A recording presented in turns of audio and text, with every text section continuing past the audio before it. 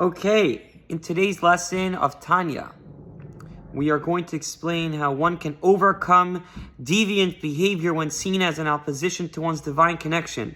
When sinning, one is even lower than an animal, which never violates Hashem's decree. So, therefore our rabbis speak about and speak on this pasuk that says if a man's wife turns aside and commits adultery, no one, it says, no man commits any transgression unless ruach shtus, niches, by that a spirit of folly enters the person. For even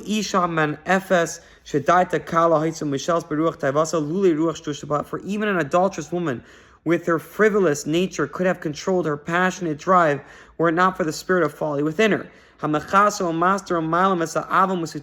which is concealing and covering up her divine love, which is hidden within her soul, which that divine love wants to come close and cleave with a complete emunah in Hashem, to be one with Hashem. Not to separate from her oneness. Even if she would even take her life to not serve God's avodah zarah.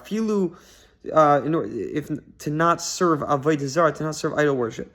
Even if it's just about down to avodah zarah, without any feeling towards it, she also wouldn't even act that out.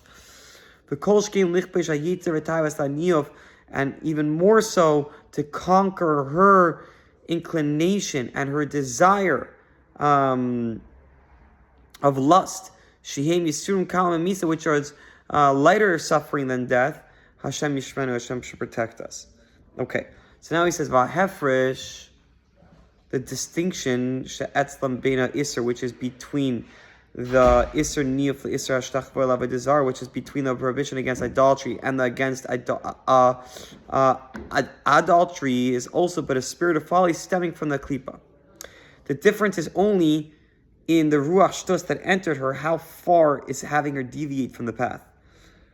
Right? It renders her insensitive to the enormous breach between herself and Hashem that is created by every sin. If she were aware of this breach, she would certainly overcome desire and refrain from sin. Yet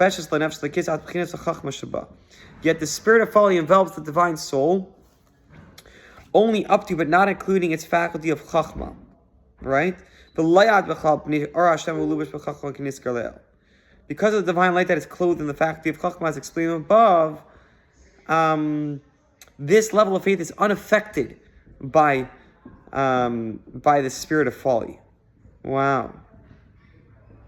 So the spirit of folly can conquer the midos, can overcome your feelings, can overcome your thinking mind, but that silent spark within you is untouched by the spirit of folly, which is the spark of intellect which creates ideas. In truth, however, even a light sin, even he who commits a minor sin transgresses the divine will, and he is completely surrendered from Hashem's unity and oneness. More than the sitra achla klipa nikras alekim achirin. And even more than all the things that nishpayim mena ba'olam hazeh.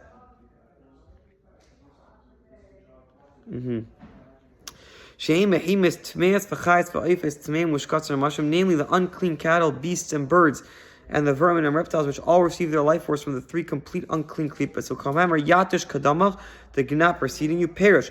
Ta'af yitish amachnas ve'eni mitzvah, that even a mosquito which takes in and never puts out. So you klipa yisrael, which is the lowest level of klipa, someone that just takes, and never gives. The ruchek is just far and separate from holiness, and which it goes as far as it can go. Goes before the person who sins. Amazing. Wow, this is very powerful.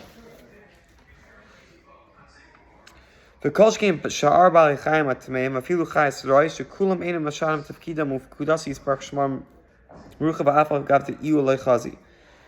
Ukishkasav me'erhachem yechitchem yalchem Kol chayas haaretz, who perish of a sinus levacha she'ein chayra. My shall spot them elim king nidma like a behema. Unless he appears like an animal, a wild beast will never defy a human being. But tzaddikim she'ein tzelem elakim. It's very interesting. Dolphins. Sorry, not dolphins. Sharks will only attack. Majority of their attacks are on human beings that are surfing, because it appears to them in the water as if you are a seal. So interesting that they will not come upon a human typically unless they think that you're an animal. But a tzaddik, which their tzel malakim is never relieved from upon them. Kol chayis rois, all the bad animals, iskafi and kamayu, are humbled before them. It's like the story of Daniel, that he sat in the lion's den and they didn't touch him. For someone who sins and goes against Hashem's will, even a small sin,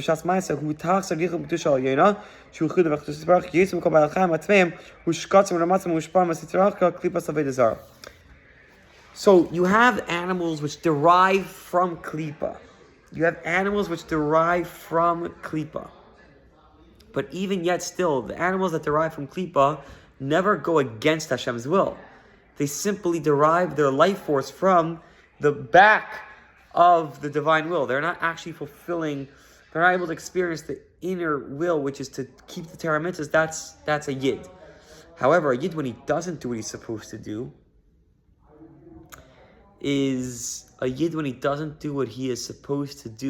ends up lower than an animal, because an animal never went against Hashem's will. So we have the high and the low. We are like the ultimate